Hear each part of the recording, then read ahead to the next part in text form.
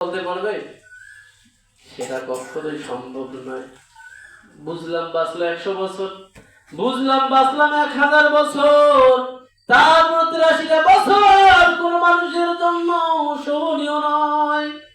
এক নাগাড়ে 83টা বছর আল্লাহর ইবাদতে মত্ত থাকবেন, কিন্তু আমার আল্লাহ রব্বুল আলামিন আপনার আমার জন্য এমন একটা রাত দিলেন, লাইলাতুল কদর।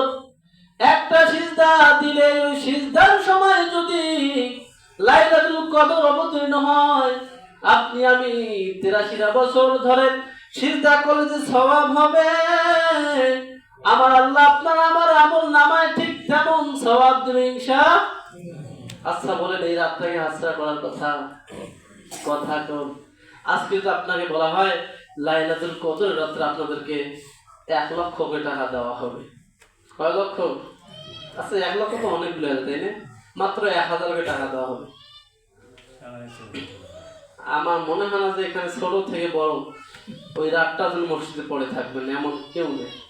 হ্যাঁ, ওটা বাদে দিলাম, মাত্র আমাদের এই গ্রাম অঞ্চলে 27 রাতে ভাত খাওয়ানোর কথা বলা হয়। কি হয়? ভাত খাওয়াই, ভাত খাওয়ার লোভে আমরা সন্তানটা পর্যন্ত মসজিদে নিয়ে আসি। এটা আমাদের মসজিদের কথা বলতেছি না, আমি দেখি তো আসলে অনেক মসজিদ, আপনারা হয়তো এরকম করেন না, কিন্তু আমি প্রায় দেখি যে ভাত সন্তানকে খাওয়াবে, একটু গোস্ত দিয়ে ভাত খাবে। এই ভাতটা খাওয়ানোর জন্য এখন আছে 10 জন, ওই দিন আসবে এখানে 50 জন, হয় না?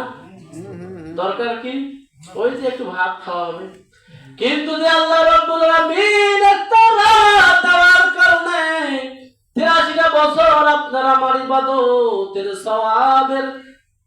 সওয়াবগুলো আমার নামে লিপিবদ্ধ করে দিবে। আপনি কেমন বাবা আপনার সন্তানকে নিয়ে 10টা রাত কাটাতে পারবেন না?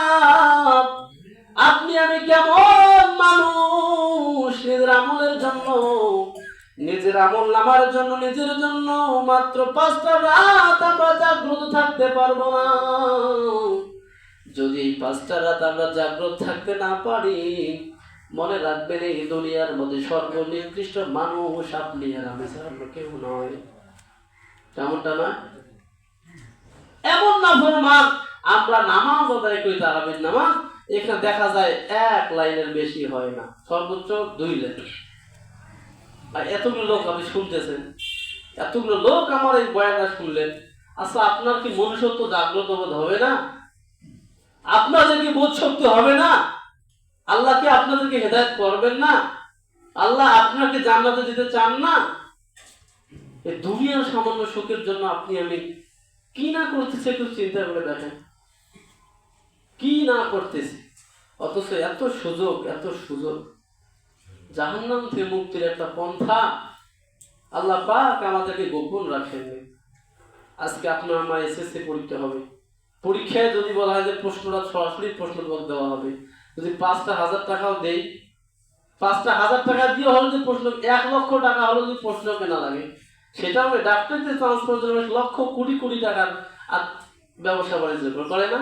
প্রশ্ন ফাঁস 20 টাকা দেন, তাও রাজি মানুষ। কিন্তু দেখেন আল্লাহ পাক আমাদেরকে সব ফাঁস করে দিচ্ছে যে বান্দা এই আমলটুকু করো, এই মাত্র 5টা রাত জাগ্রত থাকো, তোমার 83 বছর আমল যে সওয়াব হবে, সওয়াব দিব। আজকে একটা রাত কামাই করলে 83 বছর কামাইয়ের সওয়াব তোমার আমল নামাই দেবো।